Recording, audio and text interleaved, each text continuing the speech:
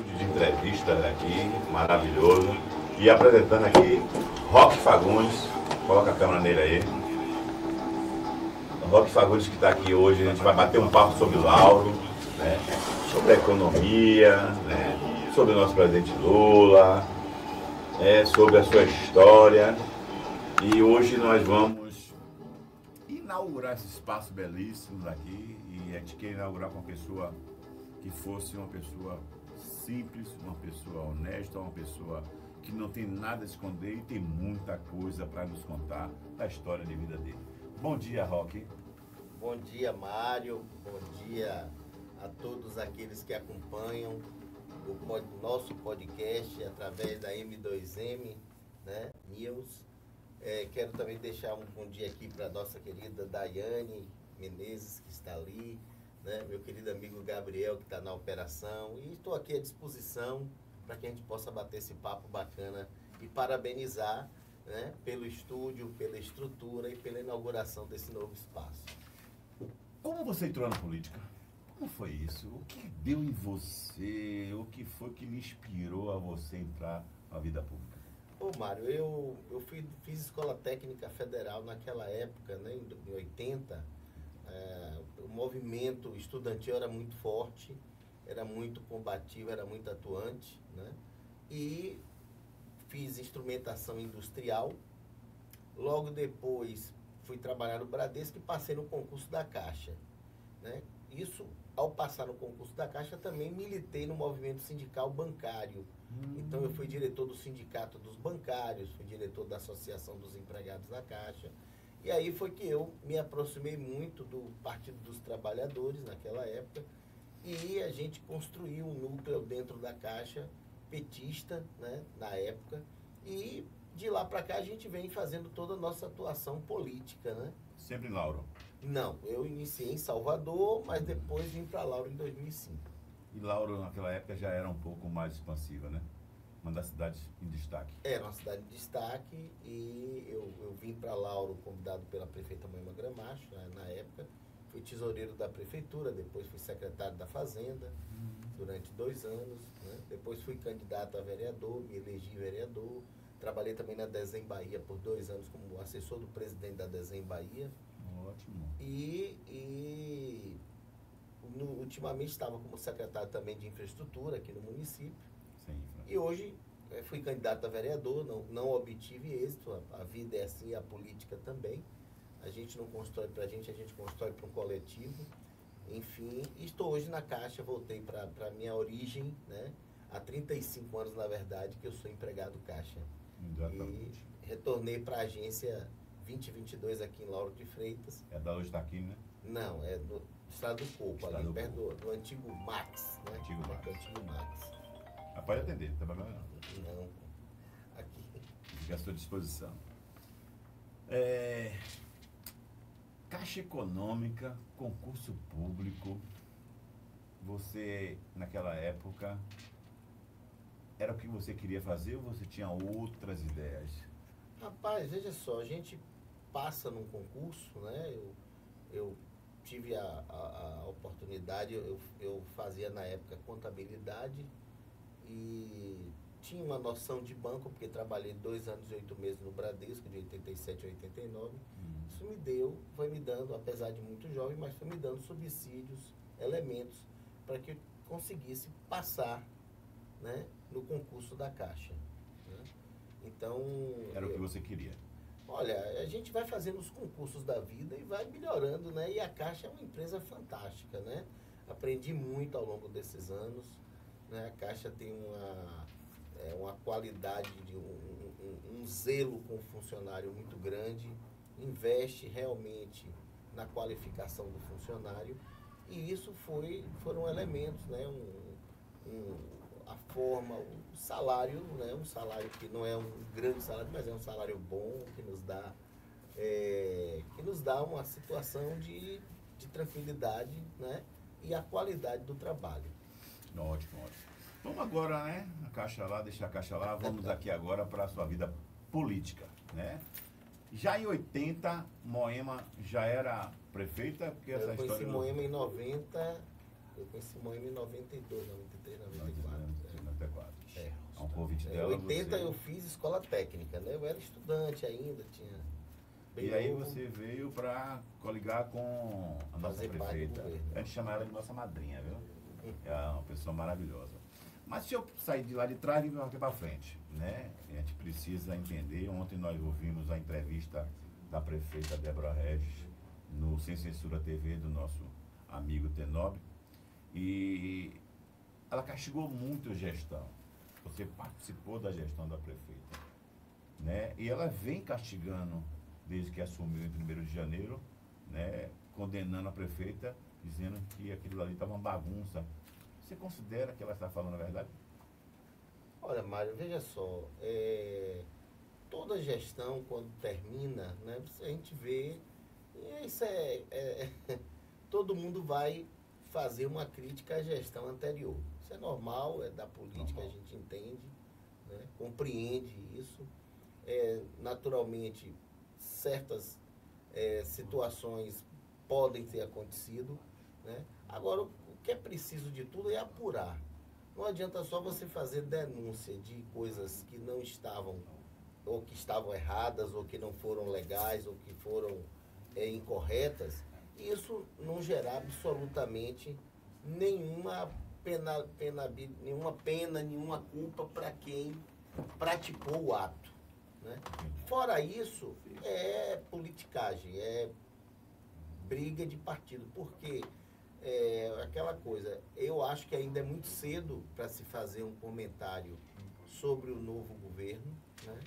Eu sou uma pessoa que eu torço muito pela cidade, eu tenho um vínculo muito grande, gosto, vivo em Lauro de Freitas, minha família mora em Lauro de Freitas, minhas irmãs moram em Lauro de Freitas, minha mãe de 88 anos mora em Lauro de Freitas, minha tia de 102 anos mora com a gente, mora em Lauro de Freitas. Sua tia tem 102 102 anos. E ainda está, ainda está normal, ainda conversa com a gente, fala normal. Então, assim, minha vida toda em Lauro de Freitas. E eu quero o melhor para a minha cidade. Então, se a prefeita Débora Regis fizer um bom governo, vai ser um reflexo para toda a cidade. Né? É verdade. Agora, a gente precisa entender o seguinte, é preciso sair do palanque e começar a trabalhar.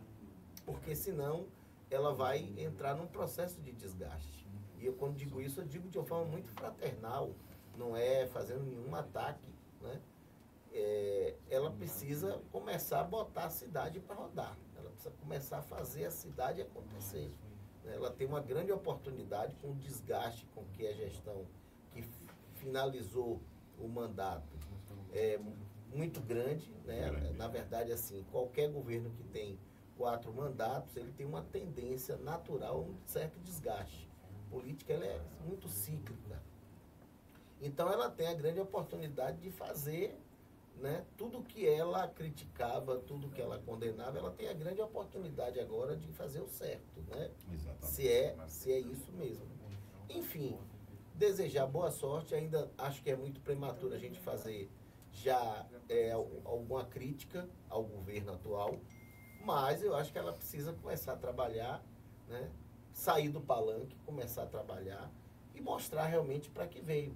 Porque certamente há uma expectativa da população. A população votou nela, a população escolheu ela como prefeita.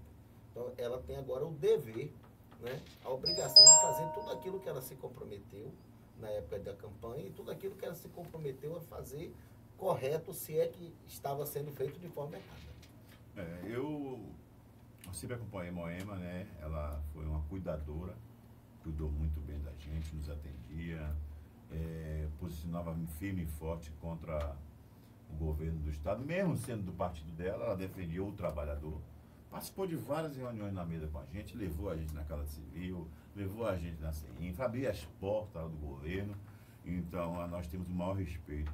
E ela fez muito pelo transporte da cidade. Não fez mais porque ela não teve condições de fazer, porque o transporte ele é estadual, ele não é dominado pelo município. Embora a gente chamou ela atenção várias vezes, ela só tem condições de fazer, aproveitar que é seu partido que está no governo, vamos tomar as rédeas, vamos assumir o transporte, vamos buscar parcerias.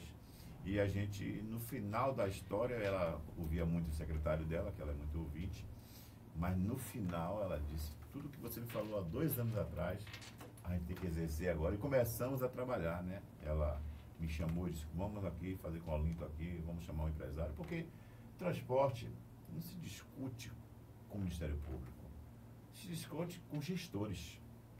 Né? Transporte é uma coisa de essencial importância para a população.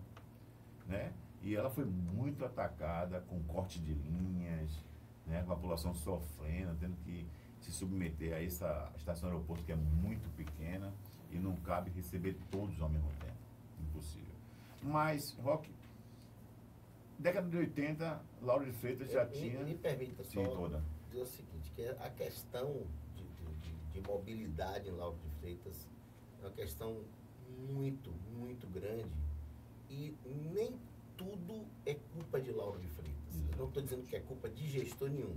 Porque quando eu digo assim, nem tudo é culpa de Lauro, por exemplo, o que tem hoje de empreendimento sendo construído, né, em Camaçari, em Catu de Abrantes, se você chegar lá, você vai ver condomínios. Eu sou da época que só existia o Clube da Caixa, a APCF, a Associação de Pessoal da Caixa, e não tinha mais nada, era tudo mato ali. Hoje você vê uma expansão enorme, gigantesca.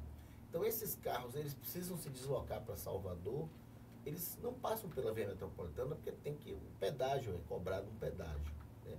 Além do que o desvio é maior. Mas enfim, com esse crescimento, a Estrada do Coco, ela ficou mais densa, aumentou muito a quantidade de veículos. Né? Quando eu estive, inclusive, secretário de infraestrutura, nós fizemos algumas ações, né, e lutamos muito para iniciar a duplicação da Gerino de Souza Filho. Porque a Gerino é aquela que vai do Bambuzal, né, ali por dentro, do Bambuzal até a estação de metrô, estação de ônibus, estação aeroporto. Para facilitar e ampliar ali a questão de veículos. Né? Você criar uma via alternativa, que seria os carros. Município. Isso. Aí você dobra. Para quem não sabe, a Estrada do Coco é responsabilidade do governo. Olha, a Estrada do Coco, independente de ser de responsabilidade do governo ou ser do município, eu tinha ouvido falar que tinha municipalizado, inclusive. Já foi. Né? Já foi, já. Municipalizado. Mas, assim, é uma artéria tão fundamental que quando ela para, você trava Lauro toda. É mesmo. Você trava todas as outras, porque tudo cai na... A Estrada do Coco, na verdade, divide Lauro de Freitas em duas partes. Né? Né? Então, é um problema crônico. Quando você amplia, aumenta. A Lauro cresceu, aumentou o número de moradores, a cidade de Salvador vem crescendo para o lado de cá, e tanto para o lado de cá quanto para o lado de Feira de Santana, porque não tem mais para onde crescer. Né? De um lado tem o oceano, então ela tem que crescer para o lado de cá mesmo. Exatamente. E, é claro, esse aumento populacional vai trazer a exigência de novas demandas, né? De novas alternativas para a questão da mobilidade. Então, é um problema que, na verdade, é um problema que envolve Lauro, Salvador e Camaçari. Né? Agora, afeta basicamente Lauro, com esse fluxo excessivo de veículos na cidade, com a Estrada do Coco hoje que já não resolve, não proporciona as condições para a mobilidade da quantidade de veículo que hoje circula nessa região. Entre linhas, assumir essa infra foi um desafio. Olha, qualquer cargo que você assume em um governo é um desafio. Eu penso que, independente da pasta, você tem que ter compromisso com o que você se propõe a fazer. E se você vai servir ao público, servir à comunidade, você tem que ter a responsabilidade de saber que você está mexendo com vidas, que você está mexendo com pessoas, que você está mexendo com histórias. Né? E a gente tem que ter essa consciência. É o saber que ao assumir um cargo público, você não vai ser apenas o secretário. Você vai ser o gestor de uma pasta em que vai interferir diretamente na vida das pessoas. Vamos aqui passar um vídeo para você, não sei se você assistiu ou não, mas vamos passar aqui para você, depois a gente falar sobre ele. Toca aí. e fazendo uma análise nua e crua sobre o início de governo da prefeita Débora, a prefeita TikTok, a prefeita Instagram. Gente, é preciso governar, Débora, é preciso você reavaliar os rumos que o seu governo vai seguir daqui para frente. A cidade tem diversas dificuldades para ser enfrentadas, mas, como você mesmo anda fazendo, você quer governar apenas para as redes sociais.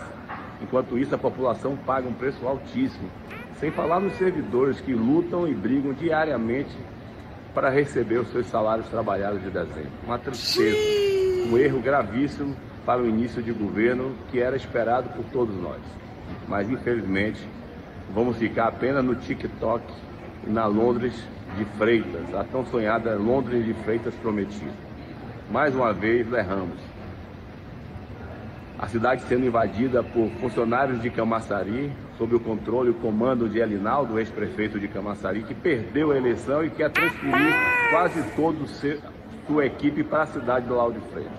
Sem falar na queda de braço entre Débora e Teobaldo, que também busca mais espaço na prefeitura do Lauro de Freitas. É uma vergonha.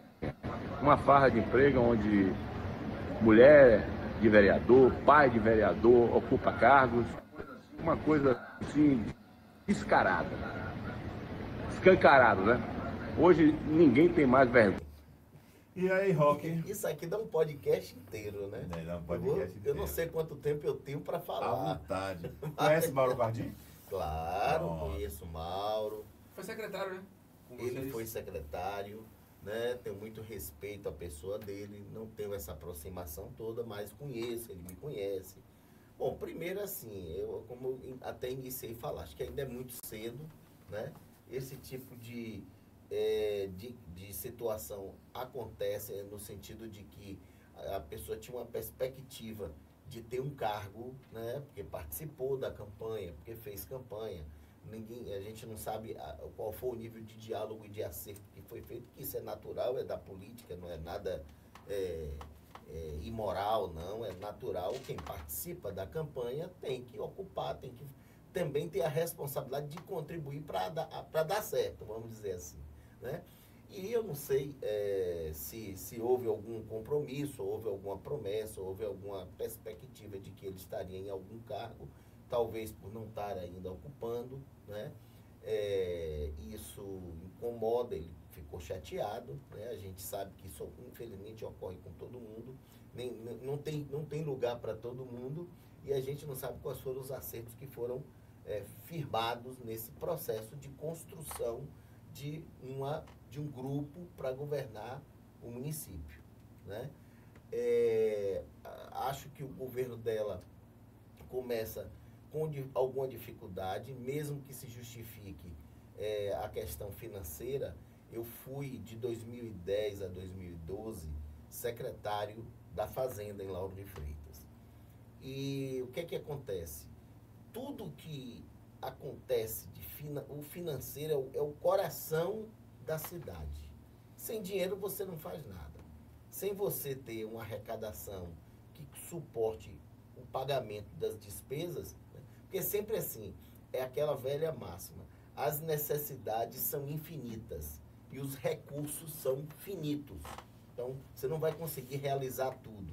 Sempre o cobertor vai cobrir ou a cabeça ou o pé. Mas isso, por maior que seja o gestor, por quê? Porque as necessidades da população, elas são diárias, elas são crescentes, elas são permanentes. Então, assim, se houve alguma irregularidade, ou houve alguma falha do governo anterior, né? Por exemplo, não deixou provisionado, né, em restos a pagar o pagamento da folha.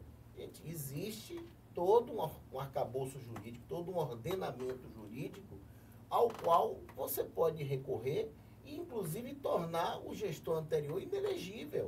Exatamente. Né? Se não cometer coisa, inclusive, mais grave a ponto de responder um processo, uma ação penal, uma ação civil, né, penal. Então, assim, pagar o funcionalismo sempre foi algo assim de prioridade em todo e qualquer governo.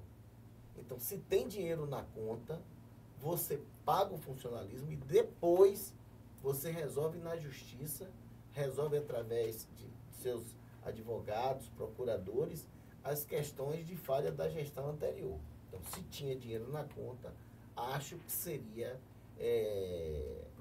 prudente, seria inteligente, até conquistar o coração das pessoas, porque é um momento também de conquista, né? E de justiça, né? Se tem que pagar.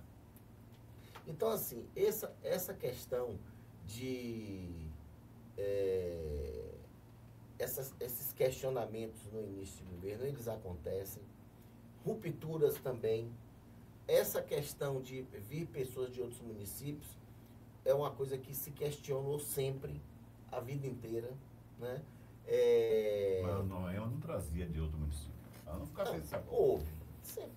Sempre tem alguém que vem para exercer um cargo. Aí depende a quantidade, depende a proporção. É muita gente.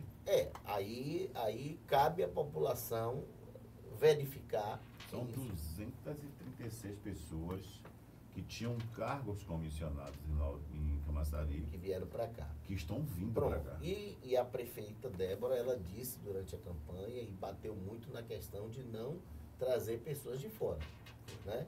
Então, aí a gente vai dizer assim, tem aqueles... É possível que tenha tido alguns acertos políticos, como perdeu em Camaçari, precisava, vamos falar assim, abrigar aquela turma da política e trouxe para cá. Assim como Camaçari pode ter também, aproveitou alguns nomes aqui de Lauro de Freitas, tá?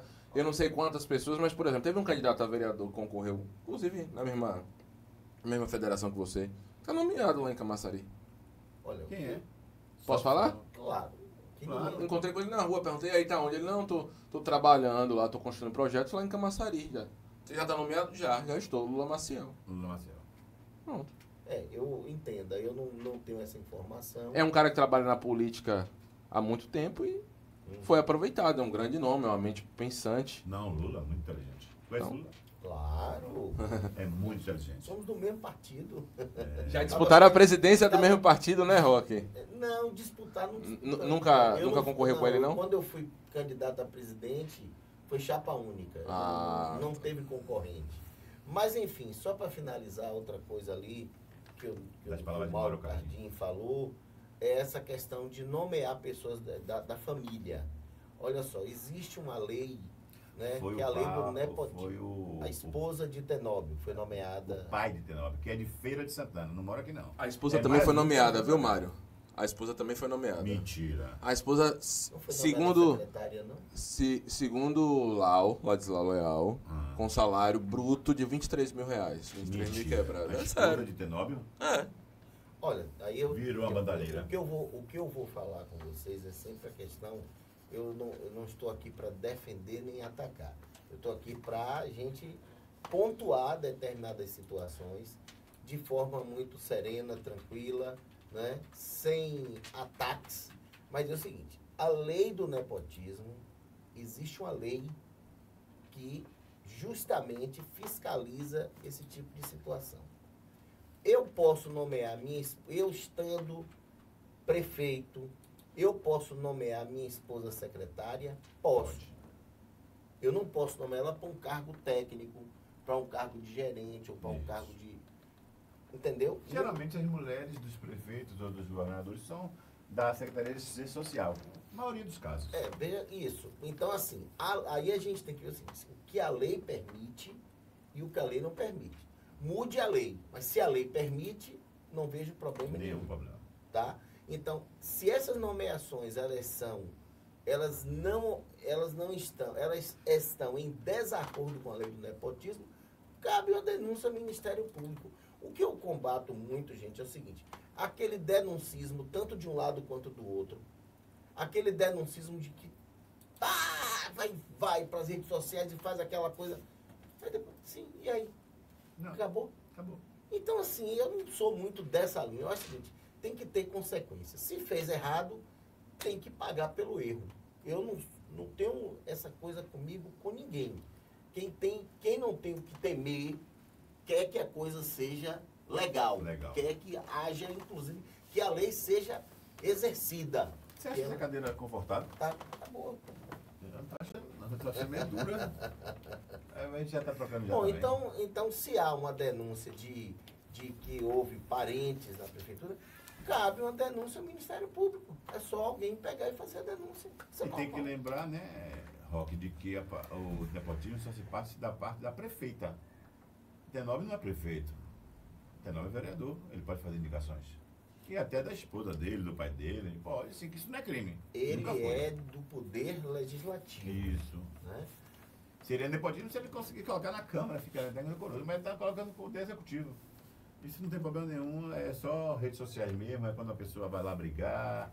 E aí, como você falou, fala, e aí? Deu o quê? O Ministério Público? Errado? Não deu nada. Mas, voltando aqui ao nosso, ainda esse assunto. Você é um conhecedor de Lauro, você já foi de várias secretarias. Se hoje você recebesse o convite de Débora, você iria? Olha Pela só, sua experiência. pela minha experiência, eu vou dizer o seguinte. Eu estou ainda curtindo assim a ressaca da derrota. Né? Eu tenho 30 anos de filiado ao PT. Eu fui presidente do partido no pior momento da história do PT. O pior momento da história do PT. Quando prenderam Lula, tiraram Dilma. Todos os eventos que houve, toda a orientação nacional de mobilização, Lauro de Freitas realizou. Não houve um único evento que não aconteceu. E mais, tudo o que aconteceu foi de forma extremamente pacífica, dialogando com a Polícia Militar. Em nenhum momento nós deixamos de exercer o direito de ir e vir das pessoas. Naturalmente, uma mobilização, uma caminhada na Estrada do Coco ou em qualquer lugar, ela vai causar um congestionamento, mas nada que impeça dos carros irem passando. Claro que se você faz um evento como esse, você quer realmente causar um transtorno. O objetivo é esse, né? É parar a cidade, é chamar a atenção. Isso aí é democrático. Então, agora você fechar, travar tudo e ninguém passar, nunca fui adepto desse tipo de prática, dessa forma de se fazer as ações. Então, assim, não tivemos um único incidente, não tivemos um único problema e realizamos tudo que podíamos realizar. Eu acho que a vida, ela é feita de fases, de momentos, né? Nesse momento hoje, eu tenho refletido muito quanto à minha continuidade ou não no Partido dos Trabalhadores. Existe a possibilidade de eu sair do Partido dos Trabalhadores, porque existem situações que a gente não concorda com a forma como foi feita, a composição como foi feita, a escolha dos candidatos como foi feita, mas isso faz parte da democracia. Nem tudo tem que ser como a gente quer, né? Então, se você não está satisfeito onde você está, ou com algumas pessoas que lá estão, você tem que procurar ver por onde é que você quer ir. Então, a democracia, o Brasil, ele adotou o pluripartidarismo. Nós tínhamos o bipartidarismo, que era Arena e MDB. Né? A partir da Constituição de 1988, estabeleceu-se a possibilidade de outros partidos surgirem. Então, se está na lei, se é permitido o pluripartidarismo, eu tenho possibilidade de ir para outro partido. Né? Isso é democracia, isso é normal. Se Débora me chamar, eu vou ouvir, eu vou dialogar. Eu não sou inimigo de ninguém na cidade. Né? Eu não tenho, graças a Deus, inimigos na cidade. Claro que tem, naturalmente, pessoas que você tem uma maior aproximação, uma maior sintonia, e outras que você tem um afastamento, mas não por ser inimigo de ninguém. Então, qualquer um que me chamar, qualquer prefeito, né, governador, o presidente da República, se me chamar, eu dialogo com qualquer um, não tenho nenhum problema com relação a isso. Aliás, só pode militar na política quem tiver a capacidade de dialogar. Porque se você não tem a capacidade de dialogar com aqueles que pensam diferente de você, você não deve nem participar da política. Porque a política é essa arte. É a arte de se construir entre os diferentes, entre os que pensam diferente. Muito bem, eu adorei, viu? Parabéns. Ave Maria, que coisa bonita. Agora eu tenho que comer rapidinho aqui. Já tá falando Antônio Fagundes, que ele tá aparecendo, né? Quem é o secretário agora da Fazenda no governo de Débora? Dá uma olhadinha aí. Secretário da Fazenda, né? Vamos ver se ele conhece, se ele não conhece, se ele pode opinar, se ele não pode. Só vai opinar se eu conhecer. Se não conhecer, ele não poderá fazer informação. Mas vamos fazer esse ping-pong rapidinho aí. Gostou do nosso cafezinho? Rapaz, vou provar aqui agora, ó, gente. Ó. Aqui o negócio é, ó, atendimento é extremamente VIP. Venha para M2M News e não deixe de assistir o nosso podcast, porque aqui, ó, além de um papo muito agradável, né, com o nosso Mário aqui, Gabriel, Daiane, ainda tem um cafezinho. Bem quentinho, gostoso. Bem quentinho. Viviane, viu? Oh, perdão, Viviane. Não, não é ela, não. A Viviane que faz o café. Ah, Nossa, então eu falei Vivi. Daiane e falei certo. Ela é Viviane. cheinha. Viviane. Ricardo Vou provar. Góes. Ricardo Góes. Você conhece Ricardo Góes, Rock? Posso Vamos conhecer? falar. Vamos pesquisar aqui, Lauro. mas... Posso conhecer a fisionomia? Tem a foto dele aí? Vamos pesquisar aqui, vamos ver se tem. Então, você já foi secretário da Fazenda em outras gestões e hoje é Ricardo Góes que assume. Até o momento, o nome para você é desconhecido. Olha, essa questão de cargo, eu vou te falar uma coisa. Quando Mas você não é chamado cargo, não. pra- A gente quer falar Não. assim, se tem histórico de Sim, competência. sim. Porque sim. Rock foi colocado pelo histórico de competência. Sim. Contabilidade, concursado, inteligente, Bacharel em proativo, Direito. bacharel em direito. Então tem um currículo por trás de uma pessoa. É. Você não vai colocar na Secretaria da Fazenda eu que sou um sindicalista de transporte, motorista de Eu ônibus. discordo, mas eu vou lhe dizer por quê. Quando você é convidado para fazer parte de um secretariado, claro que você ter conhecimento sobre a pasta ajuda, mas não é o essencial. Você tem que ser gestor. Nós já tivemos casos de grandes, não vou citar nomes até porque eu não gosto muito desse tipo de política, né?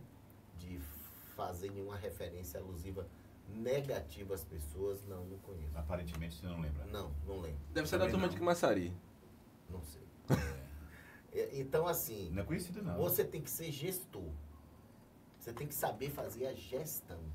Você não precisa ser o expert naquele assunto, mas você tem que ter uma equipe que lhe dê subsídio, que lhe dê elementos. E é claro, com o decorrer do tempo, você vai se dedicar, vai pegando a manha, vai aprendendo e tal, e tal. Então, eu digo isso pelo seguinte: eu não sou engenheiro. Eu não sou engenheiro civil. Eu não sou arquiteto. Mas eu fui secretário de infraestrutura. Mas quando eu fui secretário de infraestrutura, qual foi a minha preocupação? Me cercar de engenheiros, de técnicos competentes. E a Secretaria da Infra tem realmente técnicos muito competentes, né? Eu tinha quando eu estava... Gabi, olha aí quem é sem infra hoje. Era Sem Carluxo, infra. né? O último. O último Carluxo. Que, rapaz, Carluxo e Moema, pô, se estranhou, viu?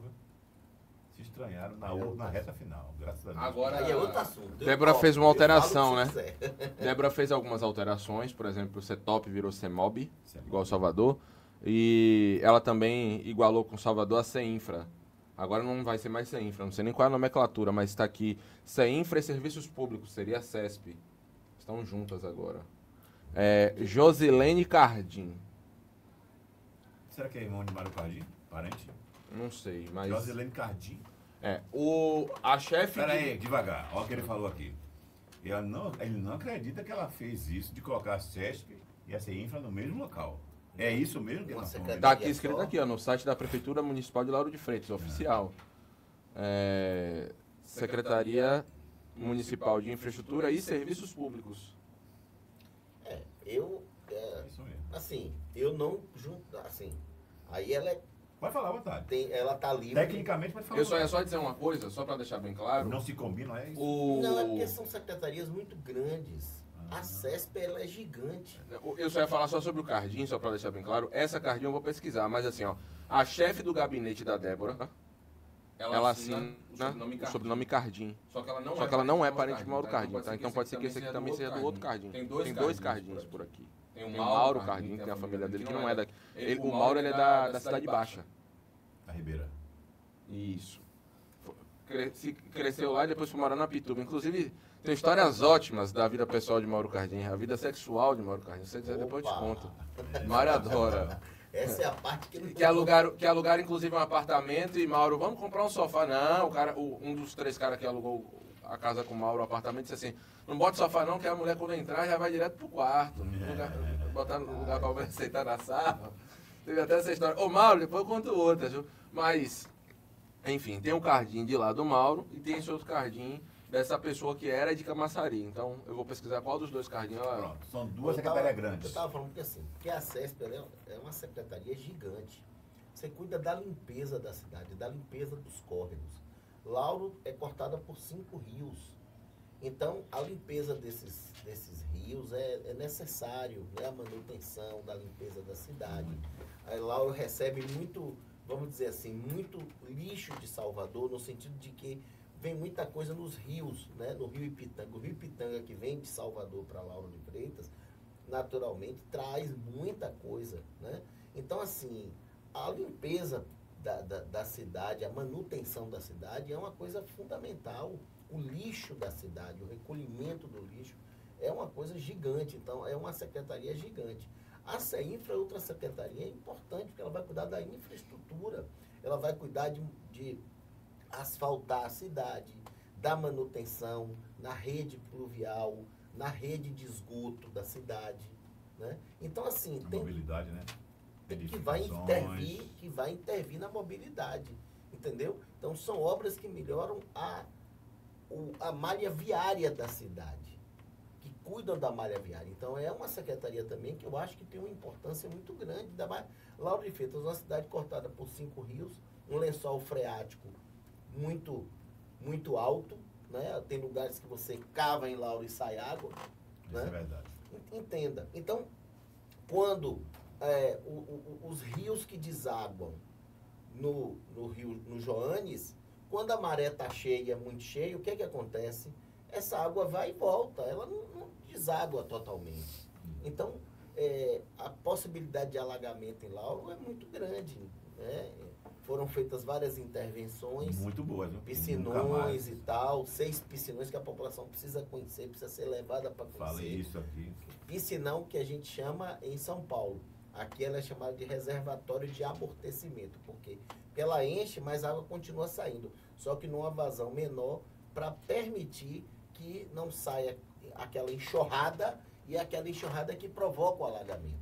E as chuvas que deram mostraram que surtiu efeito essa obra de vocês. Sobre o Ricardo Góes, o secretário da Fazenda, ele não, aparentemente não tem nenhuma ligação com Camaçari, a menos que ele fosse um funcionário de baixo escalão, mas dá para pesquisar depois na Folha, mas acho irrelevante. Atleta amador de beach tênis, advogado, tem OAB, tudo certinho, coach, dá curso de gestão financeira. Eu não gostei muito do currículo dele, mas é o currículo do secretário da Fazenda aí. Vende cursos e palestras na internet. Ela é do TikTok. Segundo Mauro Cardim, né? Mas continua aí. É quase um Pablo Marçal. Então, assim, só para dizer que 2 secretarias se juntarem gigantes como essa, ela fica muito difícil de você fazer a gestão. Mas, enfim, cada um tem o direito de fazer a sua gestão como acha que deve fazer. Aqui A secretária de Débora Regis, né? Quem é? É Cardim também, né? Vou lhe dizer o nome aqui. Você fala do... A chefe de gabinete. Chefe de gabinete? Vou pegar o nome dela aqui. Já eu te falo. Já eu falo. Já vai falar. Roque, eu presenciei, tive o prazer de estar com a nossa madrinha durante o ano de 2024, desde o início que a gente veio trabalhando no transporte com a Linto. Tinha assim uma esperança de que a gente virasse o jogo. Nós soltamos 100 mil boletins em toda a Lauro de Freitas mesmo, nos bairros, nas ruas, porque nós conseguimos fechar um acordo grande com o governo do estado. Como você sabe, o transporte de competência do governo do estado, né? A Gerba. E aí, reuniões na Gerba, vararam noites, Moema, eu, Olinto, e meu projeto, ela entendeu, mas já chegou tarde, né? Demorou muito. por que você acha que muitas ações que poderiam a prefeita ter tomado no início do ano, no meio do ano, não, tipo as ruas esburacadas, que ela poderia ter resolvido isso, que foi um ataque muito forte em cima da gestão, né? E aí troca de secretário, entra um, sai um, acreditando muito. Eu acho assim, eu vou ser direto a você. Pelas reuniões que eu participei, vi você lá também várias vezes, saí de lá, teve vezes que eu saí de lá às 4 horas da manhã, 3 horas da manhã. Eu vi que estava muito acreditando no processo judicial, de que ela não fosse candidata. Você acha que postou errado?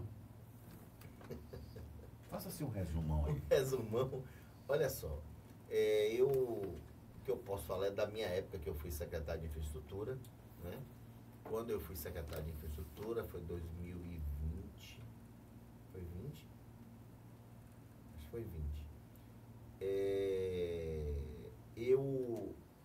Nós tínhamos uma secretaria que era uma secretaria que ela não tinha, apesar de ser infraestrutura, ela não tinha uma estrutura muito grande para que comportasse, que fosse necessário para resolver o problema de toda Lauro de Freitas, né? E, paralelo a isso, iniciaram-se as obras da instalação da tubulação para a questão do esgoto, né? As obras de saneamento básico para a cidade, né?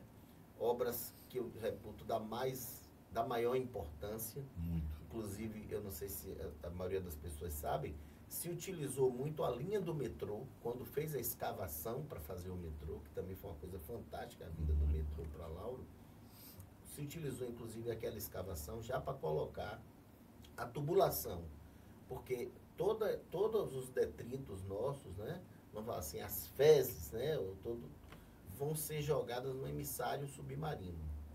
E o que é isso? Ela vai passar por vários processos de purificação, matar todos os organismos que provocam, né, as doenças e tal. E quando é jogado no emissário, ali já é como se fosse uma pedrinha, como se fosse algo que não faz nenhum mal ao meio ambiente, não polui o oceano, não faz, já passou por todos os processos químicos de limpeza, vamos dizer assim.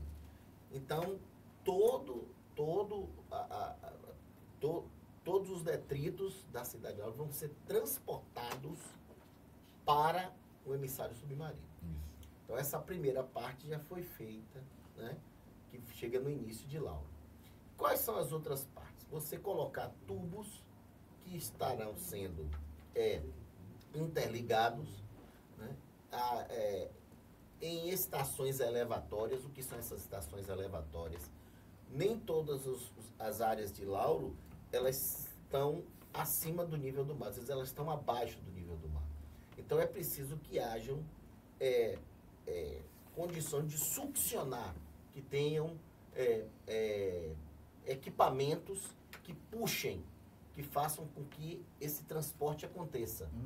Tanto você tem o transporte que a gente chama o natural, que é aquele que, através da própria natureza, Da gravidade. Da gravidade, o tubo-em-u, como se fala, que vai, mas tem lugares que são mais baixos, então você tem que succionar, e isso, através desse bombeamento, é feita essa retirada e transportada.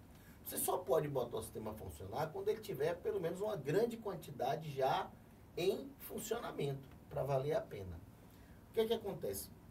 Quando foram colocados esses tubos, uma das coisas que eu questionei muito com a empresa, que, na verdade, ganhou a licitação no governo do estado, mas vem trabalhar em Lauro, eles abriam e demoravam muito para repor esse asfalto.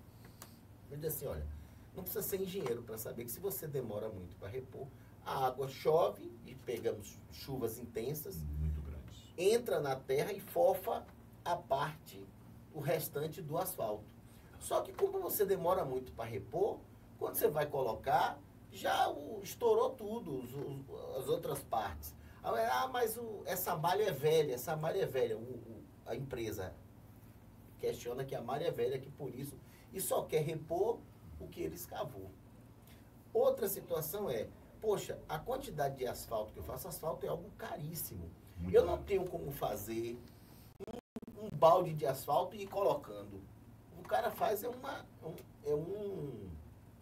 caçamba, né? É um caminhão de asfalto.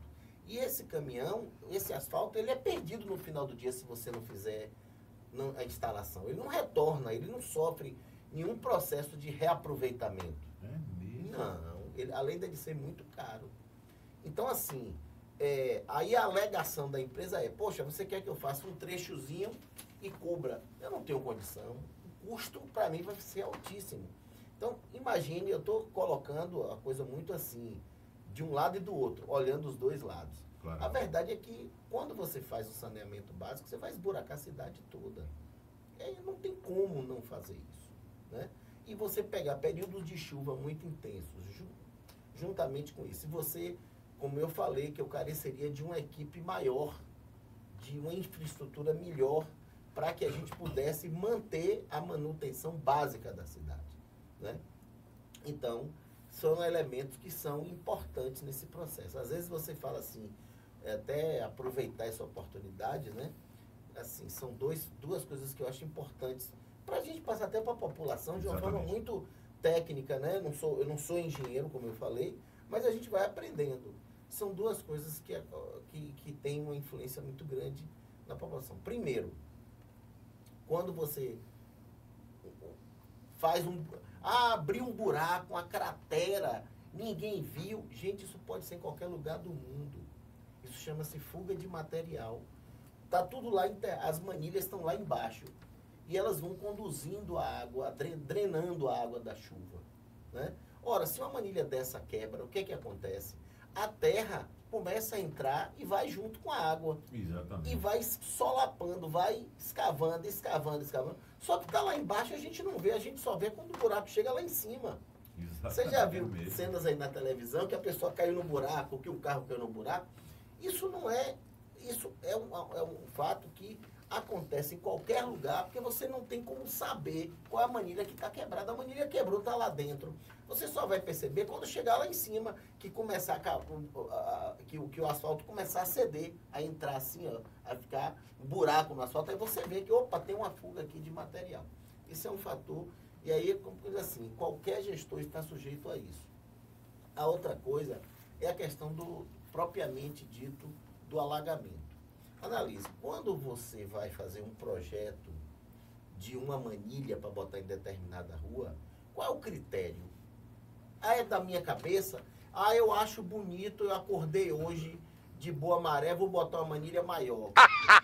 Não, eu sou engenheiro, eu vou botar uma manilha menor porque eu não estou de... Não é assim. São feitos estudos técnicos. E quais são os estudos técnicos? Entre outros estudos, a média de chuva naquele período, a média de chuva naquele local, naquela cidade.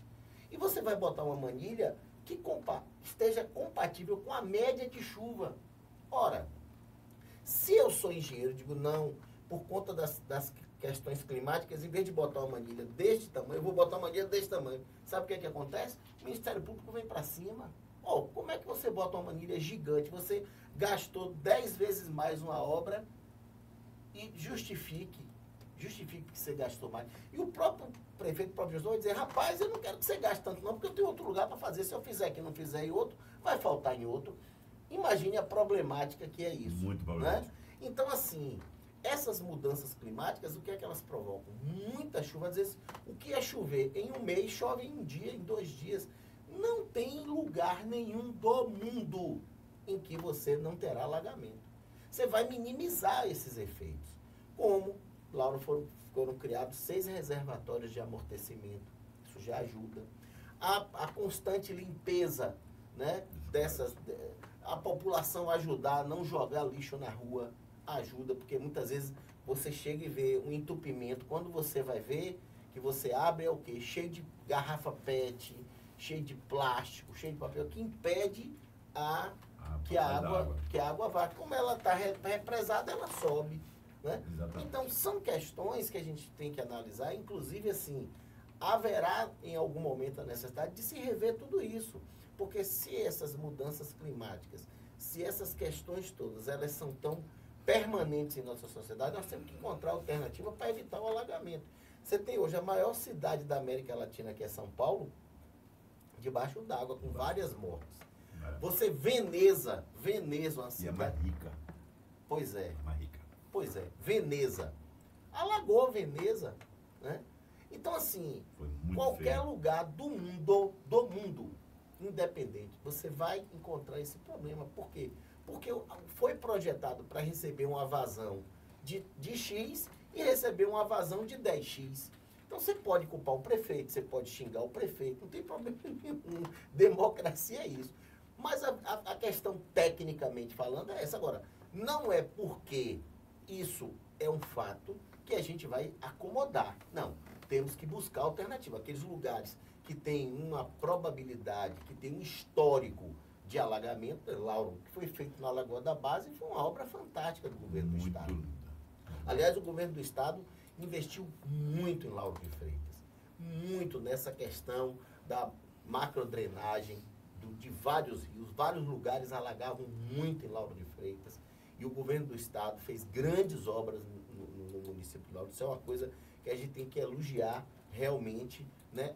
Os últimos governos do Estado. Não estou aqui puxando brasa para sardinha de ninguém, mas a gente tem que fazer o reconhecimento. Na hora que estiver errado, a gente tem que criticar, mas na hora que estiver certo, a gente tem que elogiar.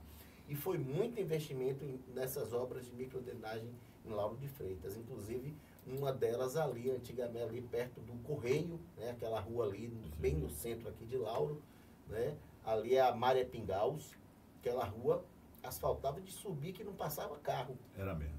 Onde foi feita obra. Hein? Eu moro numa transversal da Maria Pingaus. Pronto, então foi feita uma obra ali que hoje Saia você de não barco. vê. Saia de barco. Pois é. Antigamente, nadando, né? Antigamente. Né?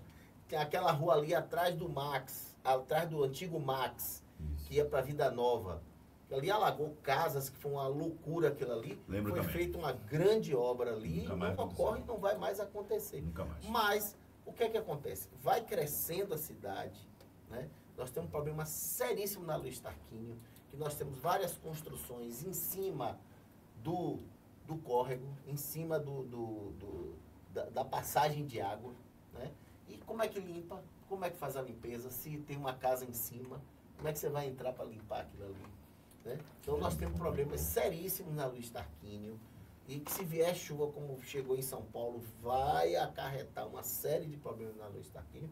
Por quê? Porque a obra que precisa fazer da Luiz Tarquínio é uma obra gigante, que passaria inclusive pela pista, pela principal, colocando novas manilhas para desviar, né, do que já está com muita barreira, vamos dizer assim, com muita dificuldade por conta de se permitir construir há 20, a 30, 40 anos, sei lá, se permitir construir em cima de um córrego.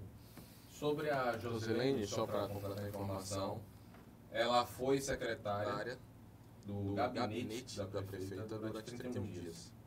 E depois ela foi nomeada como secretária municipal de infraestrutura e serviços públicos. Ou seja, ela só ficou 31 dias no primeiro cargo e foi nomeada para esse segundo cargo agora. Juntou a secretaria, ela foi nomeada para a super secretaria. É que eu estou lendo aqui agora, só são 14 secretarias e mais o gabinete, a Procuradoria-Geral e a Controladoria-Geral. Ou seja, ela deu uma enxugada nas secretarias realmente. Eram quantas votos? Você lembra quando você estava lá? Eram 21, né? 22? 19? Não tenho certeza Então, absoluta. mas varia entre isso aí, Mário, entre 18 e 23, não passava disso não. Mas eu vou voltar de novo a esse assunto, né? Porque eu mesmo tive problemas com o transporte público para passar. Eu desviei várias vezes. Eu desviei itinerário, né? Porque não tinha condição de passar nas estradas. Mas eram vias principais, né? Que precisava ter o cuidado básico. Por que não foi feito? Eu reclamava com ela, pensando, madrinha, mas Mário, não faça, não desvie, vai chamar atenção. Mas eu não posso fazer, como é que eu vou deixar? Pneu cortando, molas quebradas, a empresa correndo atrás, porque aquela estrada do trabalhador, onde passa a minha foto, onde as garagens de ônibus são, era o pior lugar que estava. Por que não fazer uma obra daquela ali, de que fazia escoar a frota de ônibus, que são grandes, são quase 250 ônibus, só em Lauro de Freitas, saindo das garagens. Então, as 3 garagens, Roque, estão sitiadas no mesmo lugar. Uma está ali a Esperança Vitória, com 105 ônibus. Logo acima está Avanço Transporte, nosso amigo Fabrício Figueiredo, com 60 e tantos ônibus. E do lado aqui, onde é a cooperativa, está Atlântico Transporte, com mais de 40 ônibus. E eu dizia a ela, eu não entendo sua gestão. Aonde flui o transporte, aonde o transporte passa, ele sai dali, ele tem que ser cuidado. E a Estrada do Trabalhador é uma ponte para isso, que liga 2 grandes bairros, Vida Nova e Itinga. Então eu não entendi, Roberto, pela alma de minha mãe, que eu não entendi aquele antigo secretário. Carluxo entrou, ela me ouviu, graças a Deus. Carluxo entrou, ela me colocou, não tinha muito conhecimento do Carluxo, mas ela estou batendo um secretário que vai resolver o problema. É político, mas ele vai resolver porque ele é da cidade. Ele mora aqui, né, aqui mesmo em Lauro. E eu comecei a contato com a secretária dele, eu comecei a pontuar alguns pontos. Ele disse, vamos fazendo, porque ele falou a mesma coisa, ele disse, é muito caro. Asfalto é muito caro. E aí a gente começou a pontuar, ele começou a me ouvir, a secretária dele começou a me responder. Por exemplo, aqui tinha um alagamento que era histórico. E aqui eu passo, 20% da frota passa nessa rua aqui do sindicato, onde eles vêm e voltam por aqui para fazer manutenção. Então eles não vão pela Luiz Tarquínio, que é complicado. Eles saem, entram por aqui, vai para a garagem mais rápido e para também não atrapalhar o trânsito, porque o carro pode quebrar no meio de uma Luiz Tarquínio da vida, ou dentro de uma vila, e trazer um problema maior. A gente vem por aqui. Mas demorou muito. Ó, mas eu vou te falar um resumo da situação, mas assim, não é só apresentar o problema, tem que apresentar as alternativas, né? Então vamos lá. Você tem uma cidade que iniciou a obra de saneamento básico, você esburaca a cidade toda.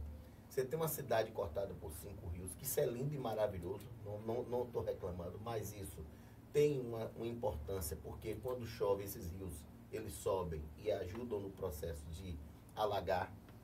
Você tem uma cidade que ela está entre Camaçari e Salvador, ou seja, a passagem de veículos pesados é gigante, isso tudo compromete a malha asfáltica, né?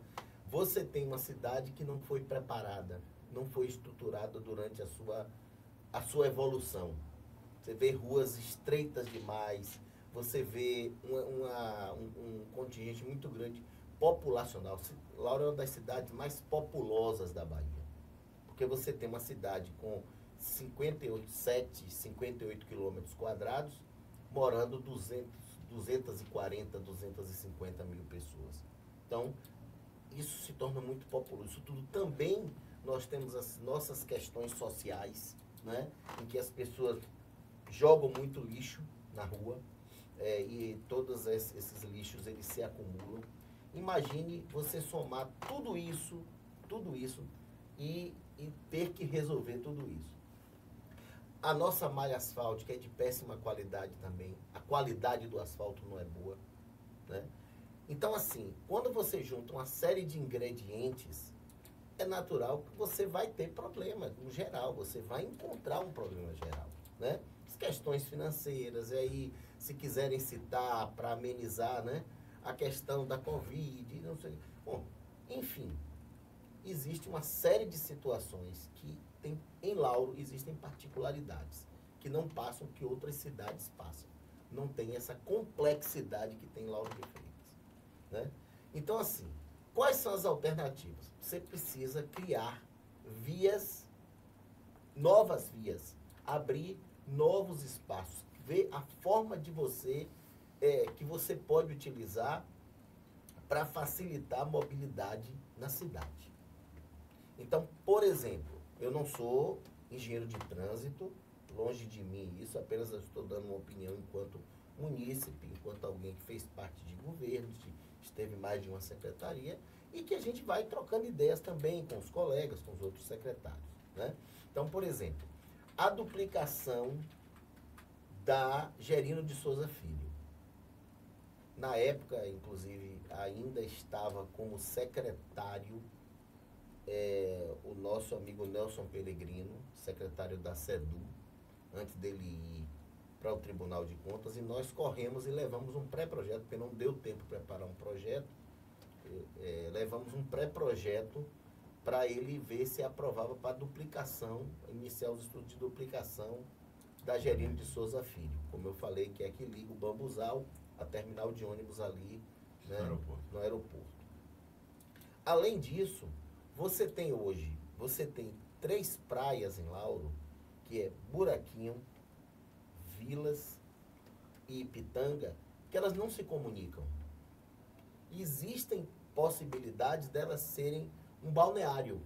Você criar as condições para que haja a comunicação. Eles não se comunicam, não é? Não, você tem que sair. Pela orla você não consegue. Quer dizer, tem como conseguir. Pela praia vai. Olha, você vai ter que fazer algumas indenizações, vai ter que tirar algumas casas do caminho, mas não é uma coisa de outro mundo, não é uma coisa tão impossível de acontecer. E você fazer um balneário. Eu não preciso ir até o centro da cidade para ir para outra praia. Né? Então você vai facilitar a mobilidade ali na orla de Lauro de Freitas. Né? Eu acho que aquele pedágio da via metropolitana ali, ele deveria deixar de existir. Ele não contribui com a mobilidade. Eu acho que ele prejudica, porque as pessoas não querem pagar. Né? A gente sabe que existem concessões, está na lei, eu sou sempre dizendo, está na lei, existem concessões, mas existe o princípio da razoabilidade. Para que a gente possa aumentar a mobilidade dos carros que vêm de Camaçari, para que eles não passem por dentro de Lauro de Freitas, se a gente eliminasse aquele pedágio ali, né, certamente você teria um fluxo maior de veículos. Exatamente. Você teria um fluxo maior de veículos. Então, assim, eu estou te apresentando os problemas, mas não estou deixando de ter as soluções. Exatamente. E uma das coisas que eu sou muito favorável, você fazer contrato de asfalto, porque assim, olha, o tapa-buraco, gente, o nome já diz. É um arranjo ali. É para que o seu carro não passe naquele momento e rasgue o pneu. Não é a solução. Né? O recapeamento, a recomposição asfáltica é o ideal. E por que você não faz um contrato, Ministério Público, atenção Ministério Público, aí é uma pergunta aqui de um cidadão, por que não faz o contrato para que aquela empresa que asfaltar aquele trecho, ela seja obrigada a dar manutenção durante o mandato, os 4 anos, ou 3 anos, ou 5 anos? E aí pronto, ou se você botar asfalto ruim, problema seu. Você vai ter que estar todo dia do lado da manutenção. Está no contrato, com multas, com exigências, né? Por que eu aceito? Eu, gestor, não estou me referindo especificamente a ninguém, eu quero que você entenda isso. Estou falando enquanto cidadão, né? Por que não existe um contrato que obrigue? Eu estou dizendo isso porque eu tive essa experiência quando eu viajei daqui para Itaberaba e que eu peguei de lá de um trecho lá de Itaberaba, diz assim, poxa, vários anos ali, aquela estrada maravilhosa. Poxa, qual foi a empresa? Não, deu o nome lá da empresa e tal. É porque ela tem 5 anos de manutenção. Se ela fizer mal feito, ela vai ter que refazer, ela vai ter mais despesa ainda. Então, as empresas vão se preocupar em quê? Em fazer uma base. Porque também tem isso, viu, Mário? O que é que acontece? Passam carretas com pesos muito acima da capacidade. E a malha asfáltica, ela não aguenta. Então, existe também todo um processo. Se a gente for olhar, olha a complexidade que é. Você tem uma malha asfáltica que foi projetado para receber, não sei, 10 toneladas. Aí chega uma carreta irregular, né, que descumpre a lei e passa com 50 toneladas. Só para exemplificar. Isso vai comprometer a base asfáltica. Vai comprometer a base asfáltica. Né? Então, o excesso de chuva também, isso é uma coisa que naturalmente compromete. O tempo vai passando e vai desgastando. Mas o que a gente vê, o que a gente vê no geral, não estou falando só de Lauro, é um asfalto sorrisal. Uma coisa que chega ali, ó, um ano depois, aquilo já não... Pô, peraí. E o dinheiro público que foi gasta. Então, você obriga a empresa a ter que dar manutenção por X período, ela vai ter que botar um asfalto de boa qualidade. Então, assim, outra coisa. Se você bota um asfalto de boa qualidade, o custo é maior. Você vai ter menos ruas para asfaltar. Porque eu posso, ao invés de fazer eu faço 5 ruas. Eu vou ganhar o teu voto. Ao invés de fazer uma, eu vou fazer 5. Porque a população, ela é assim, ela não quer nem saber. Pô, você fez a rua do lado e não fez a minha, não quero mais saber de você. Então, existe essa pressão política também, cultural da nossa população, né? De exigir o benefício e não cobrar das autoridades depois. Né? Ah, não, peraí, você botou, mas ficou 1 ano, 2 anos. Sim, mas eu quero que renda para eu ter mais voto. É natural. Entenda, o que eu estou colocando é uma questão de a gente fazer uma avaliação de um lado e do outro. É aquilo que chama do direito, freios e contrapesos. Né? É você falar as vantagens, as desvantagens, falar a verdade. Né? O que é que leva o gestor a querer fazer mais barata a obra? Eu não estou nem entrando nas questões da moralidade, né? Nem nas questões de coisas erradas que alguns podem fazer. O que eu estou falando é o seguinte, a qualidade do serviço prestado. Isso vai encarecer a obra. Isso vai impedir que ele faça em outros lugares a mesma obra. Eu, quando fui secretário de infraestrutura, vou dizer assim, eu dei muita sorte, porque eu asfaltei 58 ruas.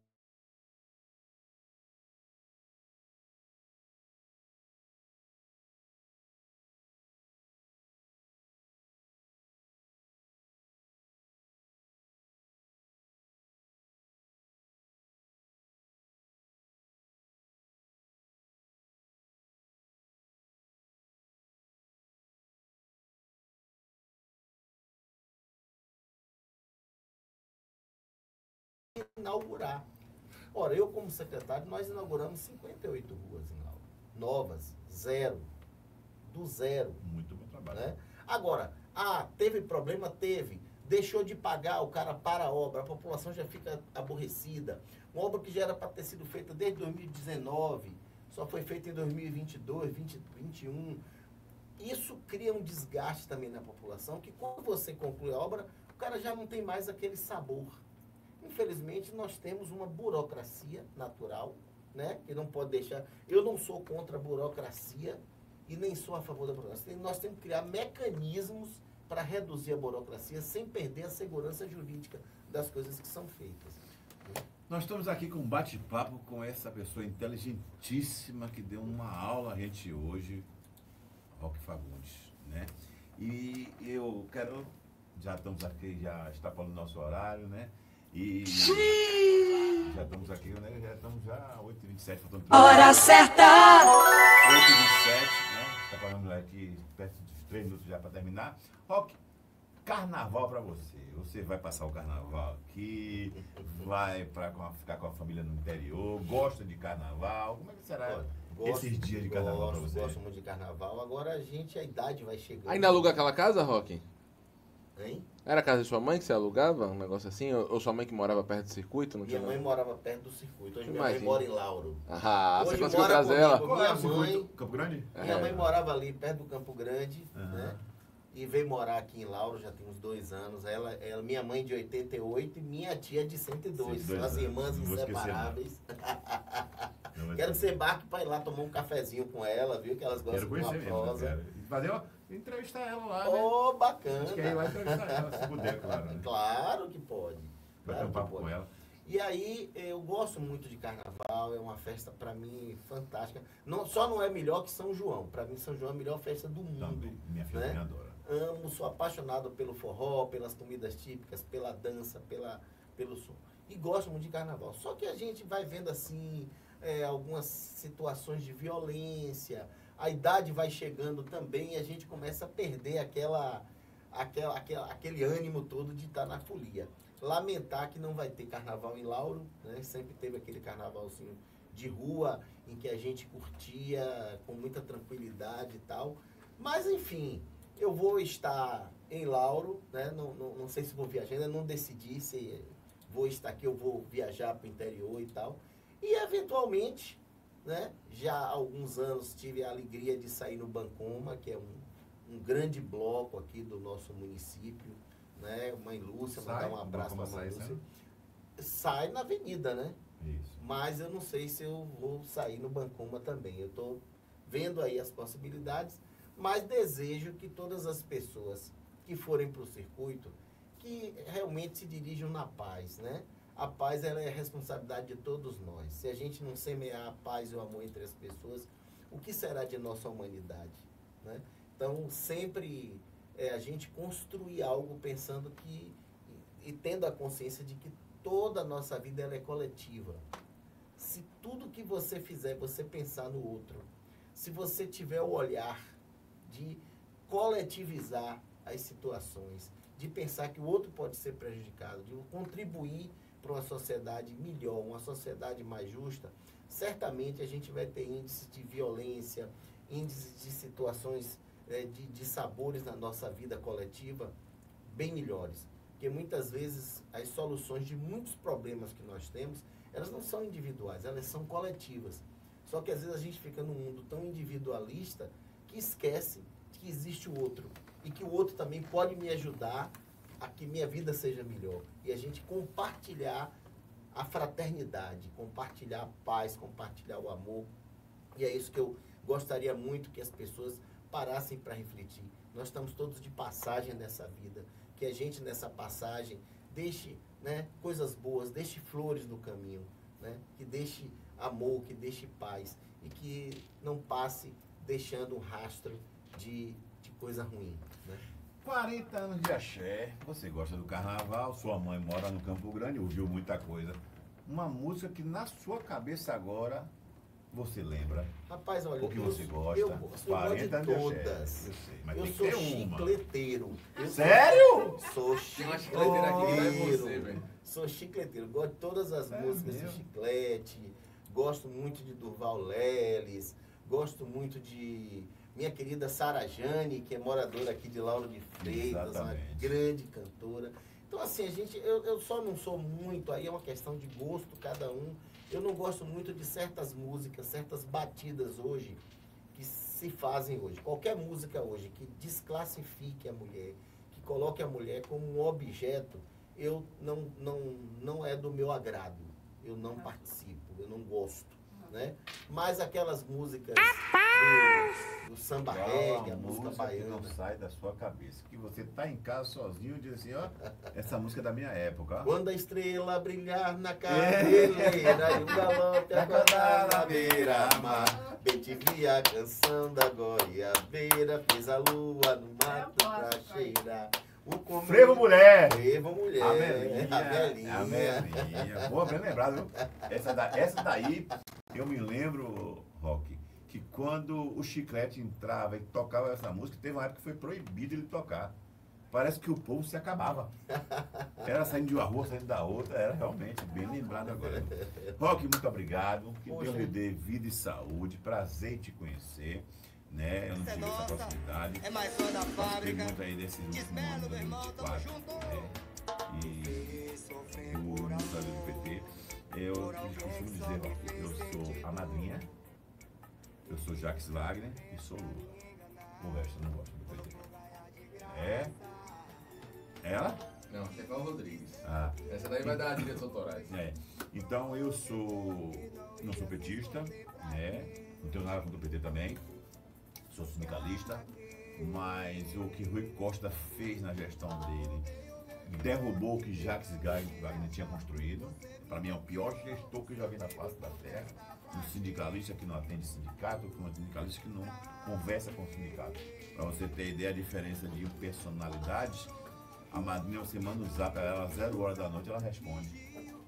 Né? Então, ela sempre tem uma palavra de dizer, olha, vou correr atrás, vou ver. Deixa eu correr aqui porque eu não sei como é que eu vou usar isso. Então, e o Jacques Wagner, que sempre foi atencioso conosco. Entrou esse fake Jerônimo, entrou o Rui Costa e a gente, né? Trouxemos Lula de volta, depois da ingratidão feita com Dilma, que que para mim foi uma das melhores presidentes do Brasil, diga-se de passagem. A primeira mulher e a melhor. Só essas duas coisas que você falou já dá um outro podcast. Já dá outro podcast. Que a gente aí teria que dissecar já tá convidado, viu? Sobre... E você tem que levar ele lá, viu, Rock? Claro, com certeza. Rock tem um estúdio aí, Mário. Mas o meu é pequenininho, ainda estamos no começo. Não chega essa potência que é aqui, o M2M, né, gente? Não tem... Você vai ver lá no centro de Lauro, né, Rock, o estúdio? Fica ali no centro de Lauro, a gente está ainda montando e vamos ter para vocês como parceiros, não tenho a menor dúvida quanto a isso, né? Mas essa questão aí, esse comentário que você fez sobre Dilma, sobre Lula, toda essa questão política, eu gosto muito disso, estou aqui à disposição para que a gente possa emitir a nossa opinião, porque assim, olha, gente, entenda, nós temos algumas verdades que não são absolutas, tudo é relativo, tudo depende muito do momento que você vive, no momento político que você está passando. Então assim, eu tenho que entender que nem todo mundo pensa como eu penso. E eu não sou o dono da verdade, as pessoas têm o direito de pensar diferente. E como é que a gente vai construir esse diálogo? Se não for um diálogo, é debate. Eu geralmente só faço debate quando eu estou debatendo com alguém que está na oposição ao que eu penso, né? Então eu sou contra o extremismo, tanto de direita quanto de esquerda. Eu não coaduno com quem defende torturador. Eu não coaduno com quem defende golpe.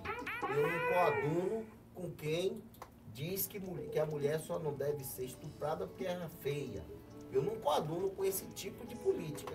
Mas eu respeito todo e convivo com toda e qualquer pessoa que pense totalmente diferente de mim, porque eu penso que a primeira coisa que tem que existir é o respeito entre as pessoas. Havendo respeito, a gente vem à segunda fase, que é o diálogo com o objetivo do convencimento de uma ideia. Que você pode também ser convencido que você está errado e você mudar de ideia. Você tem que estar preparado e aberto para esse diálogo. Não é só o que eu falo, é o que eu escuto. Não é só falar que é importante, é saber escutar, entender o que é que está no coração do outro. Com certeza isso ajuda a melhorar as relações interpessoais. A gente está precisando mais de falar em política. As pessoas não gostam de política. Não, a gente tem que gostar, porque a política ela interfere em toda a nossa vida. No pão que você come na padaria, né? A escola do seu filho, aos programas sociais, ao planejamento familiar, à questão da empregabilidade, a nossa vida, a fome, tudo está envolvido com a política. E se a gente não praticar uma política boa, né, a gente deixa de ser político e passa a ser politiqueiro, faz politicagem. E isso não é bom. A política é bom para unir as pessoas e construir uma sociedade mais harmônica. Pronto, obrigado. Eu falo demais, desculpe aí. Não, sem problema. Eu já vou aqui deixar, né? Vou lançar aqui. Né, nós vamos ter um programa todas as quinta-feiras, às 20 horas. Né, ainda não sei a data de lançamento. Ainda vou trabalhar com a nossa equipe. Esse horário está vazio na quinta-feira. Né, a gente pensou que Lula iria vir para fazer um programa, alguma coisa. Mas Lula o presidente? Não, Lula Marcelo. Né? E aí a gente vai lançar esse programa, né? A gente vai discutir isso para a semana, tal. E eu quero deixar você já convidado para inaugurar esse programa, né? Que vai ser um programa de entrevista. Nós vamos trazer sempre uma pessoa, 1 hora de programa, todas as quinta-feiras, às 19 horas. Muito grato. Né? Um horário bom para todo mundo, acabou o horário pico, né? E a gente vai idealizar o nome desse programa, nós vamos lançar aqui toda quinta-feira, que eu vou entrevistar sempre uma personalidade de Lauro de Freitas. É um programa de Lauro de Freitas. Sim. Eu não gosto muito de fazer programas. Hoje nós temos o Pode Falar Lauro, né? Todas as terças-feiras, às 18 horas. Nós temos o Bora Ali, que é um programa mais educacional e de coaches, que é minha irmã que faz também. Esqueça o coach. Esqueça o coach. Temos o nosso podcast, que eu e Daiane Menezes, minha sócia aqui na M2M News, nós projetamos esse nosso podcast, que é toda sexta-feira, das 6 às 8. E o Transporte Cidadania, que é de segunda a quinta, né? Das 6 às 8 da manhã, que é o Transporte Cidadania, que abala Bangu e abala os crentes de toda a Bahia. Que demais! Então, obrigado, Rock. Que Deus lhe ajude, que dê boa saúde. E deixe um recado para nosso Bom, Mário, Vamos de Lauro agradecer aí. essa oportunidade, agradecer, a sentir falta só na entrevista aqui de minha querida Daiane Menezes para fazer alguma pergunta e participar, porque além dela ser uma grande comentarista, né, uma grande apresentadora, ela tem uma beleza fantástica, uma mulher muito simpática, muito agradável. Viu, Daiane? Senti você. Para comprar calça dá trabalho, viu? Aqui. Para comprar calça dá trabalho. O custo é muito grande.